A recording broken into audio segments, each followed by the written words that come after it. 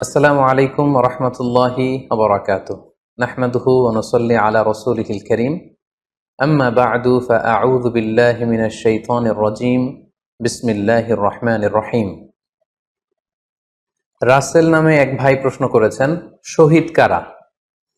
ইদানিং অনেকের মৃত্যুর পর তাদেরকে শহীদ বলে আখ্যা দেয়া হয়। ব্যাপারটি কতটুকু সঠিক বলবেন কি?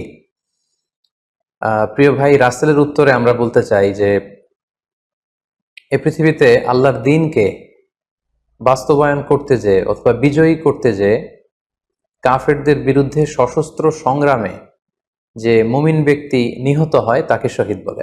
আমি আবারও বলছি, আল্লাহর জমিনে আল্লাহর দ্বীনকে বিজয়ী করতে যেয়ে কাফেরদের বিরুদ্ধে সশস্ত্র সংগ্রামে যে মুমিন ব্যক্তি নিহত হয় তাকে শহীদ বলা হয়। সহিহ বুখারীর বর্ণনায় এসছে যে সাহাবারা আল্লাহ রাসূল সাল্লাল্লাহু আলাইহি সাল্লামকে জিজ্ঞেস করেছিলেন যে, হে আল্লাহ রাসূল, কারা আল্লাহ রাস্তায় জেহাদ করছে এটা আমরা কিভাবে বুঝবো? তার উত্তরে আল্লাহর হাবিব সাল্লাল্লাহু আলাইহি ওয়াসাল্লাম বলেছিলেন, মান কাতালা লিতাকুনা কালিমাতুল্লাহি হিয়াল উলিয়া ফাহুয়া ফি সাবিলিল্লাহ। যে ব্যক্তি আল্লাহর দ্বীনকে, আল্লাহর বিধানকে কিংবা আল্লাহর আইনকে বাস্তবায়নের জন্য, আল্লাহর দ্বীনকে বিজয়ের জন্য যে সংগ্রাম করে যাচ্ছে সেই আল্লাহর রাস্তায় আছে।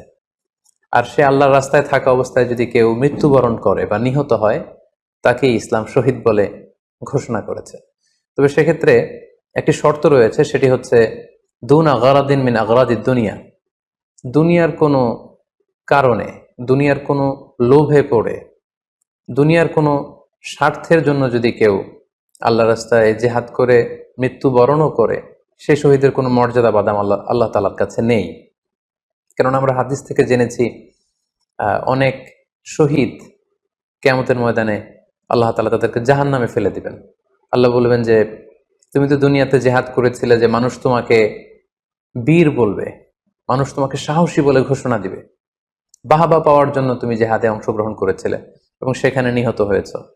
তো তুমি নিহত হওয়ার পরে মানুষ তো তোমাকে বীর বলেছে, বাহাবা দিয়েছে, সাবাস বলেছে, যে কারণে তুমি এই জেহাদে অংশগ্রহণ করেছো সেটা দুনিয়াতেই তুমি পেয়েছো। তো আমার কাছে তুমি কি চাও? আমার কাছে তোমার জন্য কিছু নেই। Go to the hell fire, জাহান্নামে যাও। তাকে আল্লাহ তাআলা উপর করে জাহান্নামে নিক্ষেপ করবেন। তো এজন্য শর্ত হচ্ছে যে দুনিয়ার কোনো স্বার্থে নয়, শুধুমাত্র কেবলমাত্র আল্লাহর দ্বীনকে আল্লাহর জমিনে বিজয়ী করার জন্য যদি কেউ সশস্ত্র সংগ্রামে নিহত হয় তাদেরকে শহীদ বলা হয়। এখন প্রশ্ন হচ্ছে, যারা কাফেরদের বিরুদ্ধে জেহাদ করতে যেয়ে যুদ্ধে নিহত হলো তারা শহীদ, তারা ছাড়া কি আর কেউ শহীদ হতে পারবে না?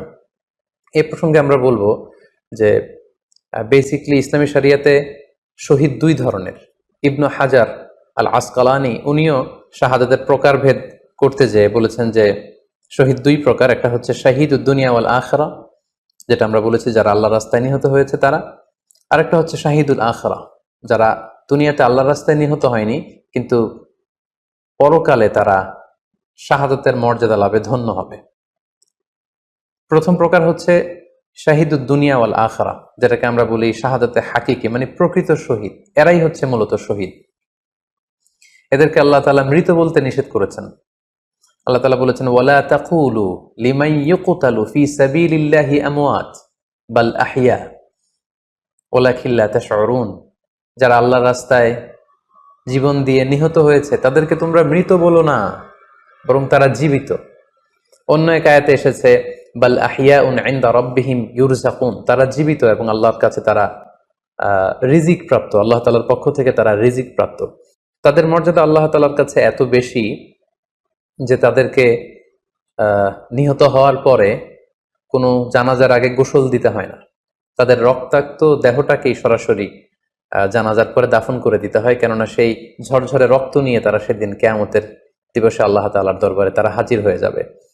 এবং আমরা যদি কোরআনের দিকে তাকাই, কোরআন আমাদেরকে জানিয়েছে, আনা আমাল্লাহু আলাইহিম মিনান নাবিয়িন ওয়াস সিদ্দিকিন ওয়াশ শুহাদাই ওয়াস সালিহিন, মানে সবচেয়ে শ্রেষ্ঠ তাবাকা বা দারাজা হচ্ছে নবীদের দারাজা, নবীদের পরে হচ্ছে সিদ্দিকিনদের দারাজা, এবং সিদ্দিকিনদের পরেই যাদের মর্যাদা আল্লাহ তাআলার কাছে সবচাইতে বেশি তারা হচ্ছে শুহাদা। এজন্য প্রতিটি মুমিনের জীবনের আকাঙ্ক্ষা বা তামান্না থাকা উচিত তারা যেন শাহাদাতের মৃত্যু আল্লাহ তাআলার কাছে কামনা করে।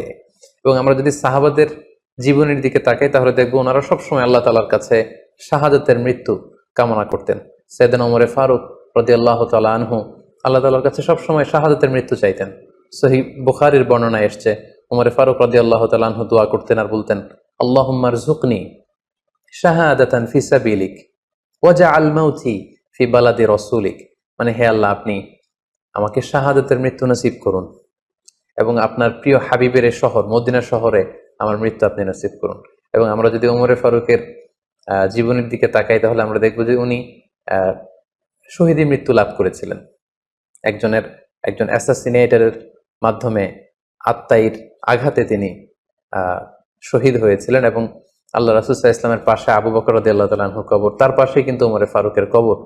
তার মানে মদিনাতেই তিনি আল্লাহ রাসূল সাল্লাল্লাহু আলাইহি ওয়াসাল্লামের পাশে মৃত্যুবরণের পরে শোয়ার সৌভাগ্য তিনি অর্জন করেছেন। তাহলে এই আলোচনা থেকে আমরা বুঝলাম যে প্রকৃত শহীদ হচ্ছে যারা আল্লাহর রাস্তায় নিহত হয় এবং এর মর্যাদা আল্লাহ তাআলার কাছে অনেক বেশি। কিন্তু এই শাহাদাতে হাকিকি বা প্রকৃত শহীদ ছাড়াও আরো অনেক মৃত ব্যক্তিকে আল্লাহ রাসূল সাল্লাল্লাহু আলাইহি ওয়াসাল্লাম শহীদী মৃত্যুর সুসংবাদ দিয়েছেন। তারা জেহাদে অংশগ্রহণ করেনি, তারা কাফিরদের আঘাতে নিহত হয়নি, তারা প্রকৃত শহীদ নয়, কিন্তু কিয়ামতের দিন তারা শাহাদাতের মর্যাদা লাভ করবে। তারা কারা? এ ব্যাপারে আমরা সহিহ মুসলিমের একটি হাদিস এখানে উল্লেখ করতে চাই, যেখানে আল্লাহ রাসূল সাল্লাল্লাহু আলাইহি ওয়াসাল্লাম সাহাবাদেরকে জিজ্ঞেস করেছেন, মা তা'উদ্দুনা শাহিদা ফীকুম, ওহে সাহাবারা, তোমরা কাদেরকে শহীদ বলে মনে করো? সাহাবারা বললেন, যারা আল্লাহর রাস্তায় নিহত হয় তারা শহীদ।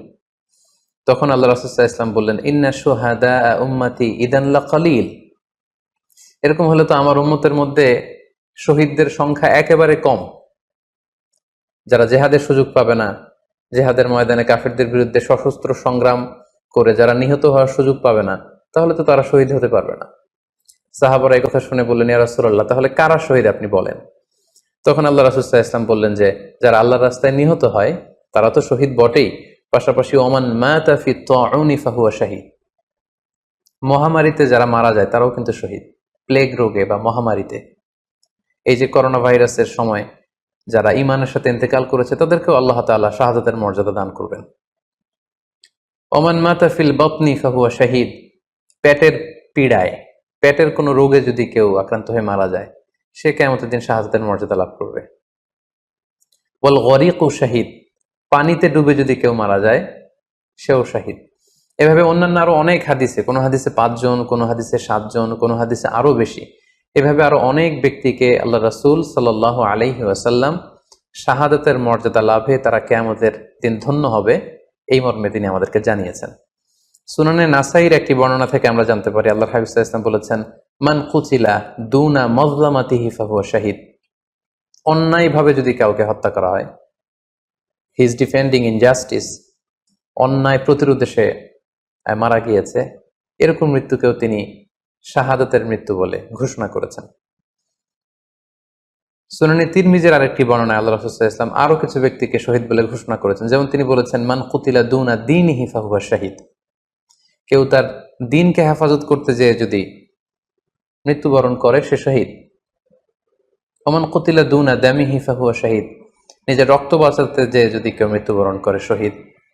তার সম্পদ বাঁচাতে যেয়ে যদি মৃত্যুবরণ করে সে শহীদ। তার ফ্যামিলিকে সেভ করতে যেয়ে কেউ যদি মৃত্যুবরণ করে সেও শহীদ। তার সম্মান, ইজ্জত, তার স্ট্যাটাসকে বাঁচাতে যেয়ে যদি কেউ মৃত্যুবরণ করে সেও শহীদ।